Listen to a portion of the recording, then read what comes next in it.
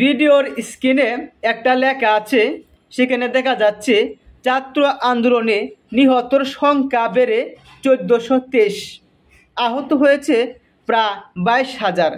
আমি তাদের কাছে একটা প্রশ্ন রাখবো, এই যে ছাত্র আন্দোলনে 1423 জন না ফেরার দেশে পাড়ি জমিয়েছে, শহীদ হয়েছেন। 1423 জন শিক্ষার্থীদের মা ছিল, বাবা ছিল, ভাই ছিল, বোন ছিল, স্ত্রী ছিল, শ্বশুর ছিল, শাশুড়ি ছিল। তাদের সংখ্যাটা এখন কোথায় গিয়ে দাঁড়াবে? একবার কি ভেবে দেখেছেন?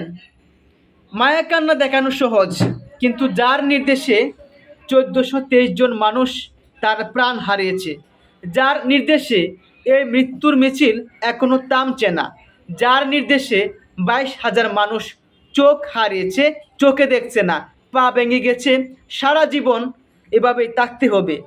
22,000 আহত মানুষের চিকিৎসা, 22,000 আহত মানুষের স্ত্রী, পরিবার, মা বাবা, তার ভবিষ্যতের একটা স্বপ্ন।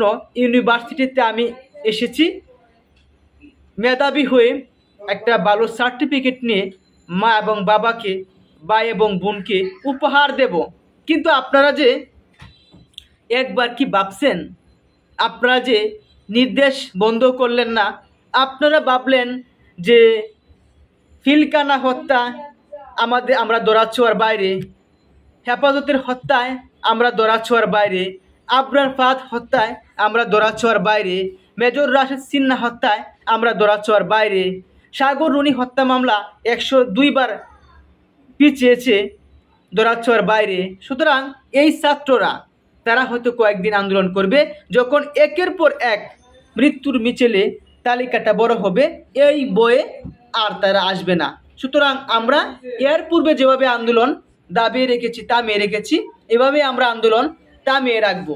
এমন চিন্তা ভাবনা নিয়ে হয়তো যারা পূর্বে সরকার ছিল, যে সরকার, যে স্বরাষ্ট্রমন্ত্রী, যে ডিবি প্রধান, ঊর্ধ্বতন কর্তৃপক্ষের মহাপরিচালকদের নির্দেশে যে 1423 জন মানুষ শহীদ হয়েছেন,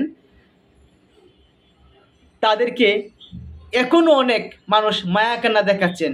একবার কি ভেবে দেখেছেন 1423 জনের মধ্যে আপনার ভাই বোন, আপনার ছেলে মেয়ে তারা যে হারিয়েছে, তারা যদি সৃষ্টিকর্তার কাছে অভিযোগ দেন যে ওনাদের নির্দেশে আমি আমার ছেলে মেয়েদেরকে হারিয়েছি, ভাই বোনদেরকে হারিয়েছি, সৃষ্টিকর্তা আপনি ওদের বিচার করিয়েন।